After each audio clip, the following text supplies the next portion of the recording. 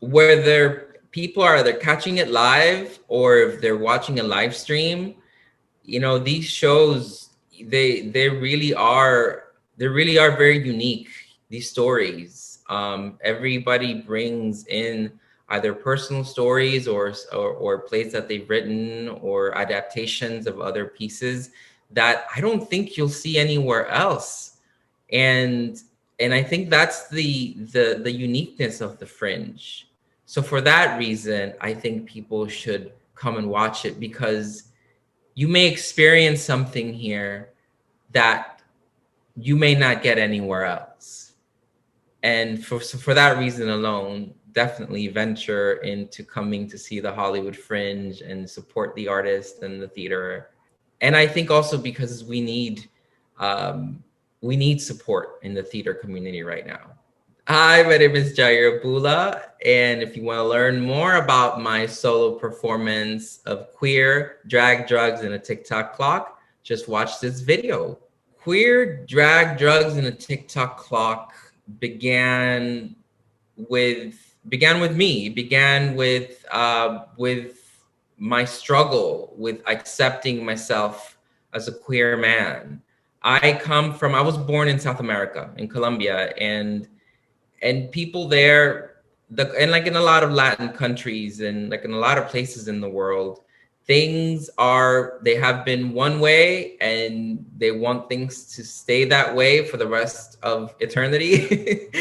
And people that are queer or different from the status quo, they suffer.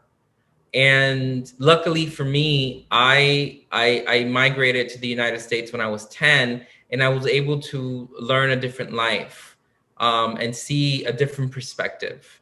And so the story was born from my struggle, from that internal struggle with myself,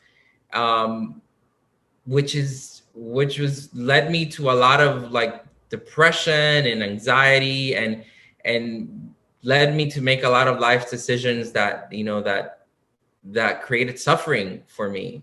And so the story began with that struggle, and with me wanting to find some sort of healing from this and some sort of resolution to the struggle, because it's been long enough, and I want to be happy, and I want to share my story with the world, because I think that some people might identify, and those that don't identify can then have some sort of, can at least empathize with, with folks from the LGBTQ plus community, and with our struggle and what we go through, and just have a little bit more compassion for people. So long-winded answer, it started with me. So the play, actually, I wrote this play during quarantine. So it starts in that moment, in the moment of isolation. I spent quarantine by myself. I barely saw people, and I was really forced to like face myself during that time. And I'm glad that I had writing to kind of be my, my partner during it, because I was able to put my story onto paper. But yeah, so it starts with me in that moment during quarantine, when I'm facing myself in those hard questions. And it goes on to the beginning of where I was born, and my background, and where I come from, and kind of giving people that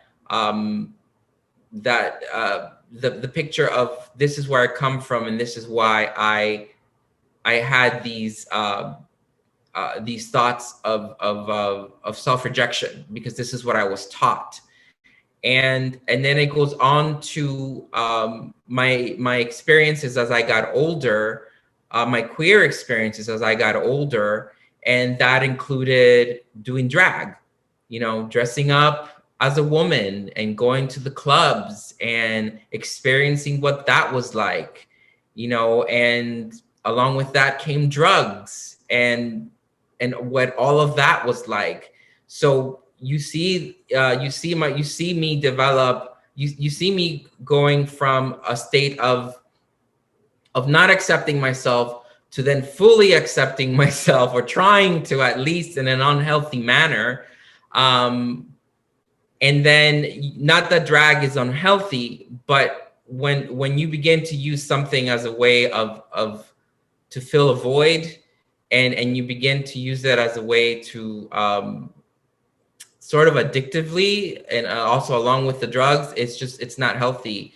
So I go from that then to going back into the closet and talking about what that was like. And throughout this whole piece, you also see my internal struggle is, I've symbolized it with two characters, an angel and a demon, and so that internal struggle becomes those two fighting throughout the piece. And as we go through the story, I begin to then let go of some of that old patterns and negativity, and begin to learn new thoughts, and begin to learn new ways of seeing myself and loving myself. I begin to step into the beginning of self-love and self-acceptance throughout the piece. And then that's kind of the arc. I would want the audience, to be entertained. I want them to be moved, and I want them um, to either identify with the struggle, which I think a lot of people can identify with, and with an internal struggle about ourselves and self-acceptance. I think we all go through that in one way or another, whether you're part of the LGBTQ plus community or not.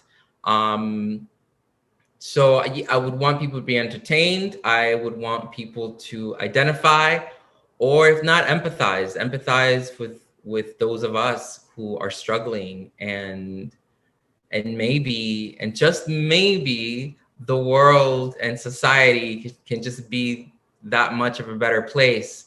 I think when we practice empathy towards others, especially those people that we don't understand, I think that we begin to open lines of communication, and we begin to embrace everyone, and truly and evolve. People should come see Queer, Drag, and Drugs in a Tick Tock Clock, because it's a roller coaster of a story. It's funny, it's sad, it's ironic, and it's a story that I think people will identify with, and you'll walk away from it feeling elated and entertained. I just want the audience to know that this is my experience, that this is my particular experience, and my experience is mine. And I think what happens, especially with people who may not be on the same